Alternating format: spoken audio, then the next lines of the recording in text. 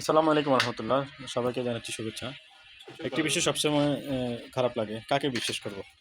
BNP যদি ক্ষমতায় আসে, বিএনপি করে একরকম; আওয়ামী লীগ যদি ক্ষমতায় আসে, আওয়ামী লীগ করে একরকম।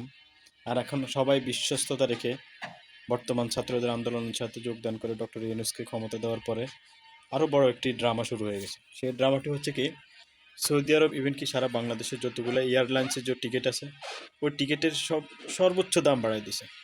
তাহলে আমরা জনগণ কাকে বিশ্বাস করব? কারণ প্রত্যেকটা ক্ষমতার যে লোভনীয় ব্যক্তি, তারা তাদের সবসময় পয়সা এবং টাকা পয়সা, ধন সম্পদকে সবসময় প্রাধান্য দেয়। তারা চিন্তা করে না প্রবাসীদের জন্য কি করা যায়।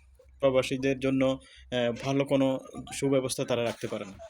প্রথম তারা বিভিন্ন টি স্টল বা প্রবাসীদের জন্য বিভিন্ন ধরনের ছোটোখাটো দোকান খুলে দেখাই দিছে। এখন যে পরিস্থিতি হয়েছে, সেই পরিস্থিতিটা খুব ভয়াবহ। বর্তমান সিন্ডিকেটের কারণে বাংলাদেশে থেকে কোনো প্রবাসী আসা এবং যাওয়ার প্রচুর পরিমাণ টিকিটের দাম হয়ে গেছে। টিকিটের দাম এত বেশি হয়ে গেছে যে দামটা নাকি আগে থেকে ভিসা প্রসেসিংয়ের থেকে টিকিটের দাম বেশি। তাহলে আমাদের দেশ উন্নত হবে কিভাবে? আমাদের দেশ যদি উন্নত করতে হয়, তাহলে প্রথমত আপনারা প্রবাসীদের জন্য প্রণোদনা অথবা তাদের জন্য সকল ধরনের সুব্যবস্থা রাখা দরকার, সহজলভ্য করা দরকার। কারণ হচ্ছে এই দেশের প্রবাস থেকে যদি রেমিটেন্স তারা না পাঠায় দেশে, তাহলে অর্থনৈতিক যে চালিকা শক্তি সেটা অটোমেটিকভাবে বন্ধ হয়ে যাবে। তাহলে আমাদের দেশের অর্থনৈতিক অবস্থা খুব দুরবস্থা হয়ে যাবে।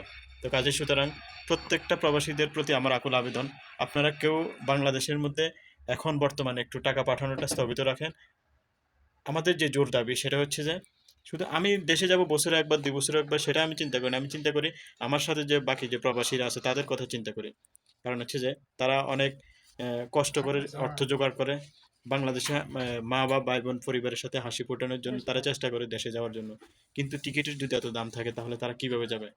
তো আমাদের প্রিয় প্রবাসী ভাইয়েরা, আপনারা সবাই টাকা পাঠানো বন্ধ করে দেন, রেমিটেন্স পাঠানো বন্ধ করে দেন, ব্যাংকে পাঠানো বন্ধ করে দেন।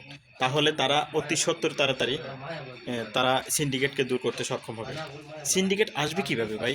সিন্ডিকেট তো ডক্টর ইউনূসকে লক্ষ্য করে বলতেছি।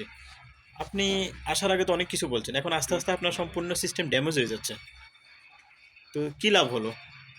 আমার দৃষ্টিতে তো আগের দিন ভালো ছিল।